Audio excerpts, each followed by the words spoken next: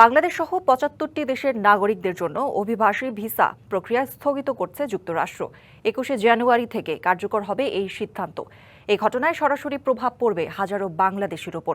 এতে নানা জটিলতার সাথে দেখা দিল দীর্ঘমেয়াদের অনিশ্চয়তা।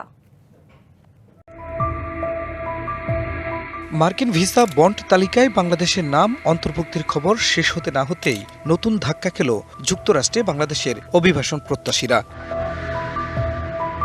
যুক্তরাষ্ট্রে গিয়ে সরকারি সহায়তার প্রয়োজন হতে পারে এমন দেশগুলোর জন্য অভিবাসন ভিসা স্থগিত করতে যাচ্ছে যুক্তরাষ্ট্র। এ তালিকায় রয়েছে বাংলাদেশ সহ রাশিয়া, আফগানিস্তান, ব্রাজিল সহ ৭৫টি দেশের নাম। যুক্তরাষ্ট্রের পররাষ্ট্র মন্ত্রণালয় ৭৫টি দেশের কনসুলার অফিসে নাগরিকদের ভিসা আবেদন প্রত্যাখ্যান করার নির্দেশনা পাঠিয়েছে। এমন সিদ্ধান্ত মার্কিন মুলুকে স্থায়ী হওয়ার স্বপ্নে জল ঢেলে দিয়েছে। আগামী ২১শে জানুয়ারি থেকে কার্যকর হতে যাচ্ছে নতুন নিয়ম। যুক্তরাষ্ট্রের পররাষ্ট্র দপ্তর এক পোস্টে জানায়, নতুন অভিবাসীরা আমেরিকান জনগণের কাছ থেকে সম্পদ বের করে নেবেন না। যুক্তরাষ্ট্র নিশ্চিত না হওয়া পর্যন্ত স্থগিত থাকবে ইমিগ্রেন্ট ভিসা।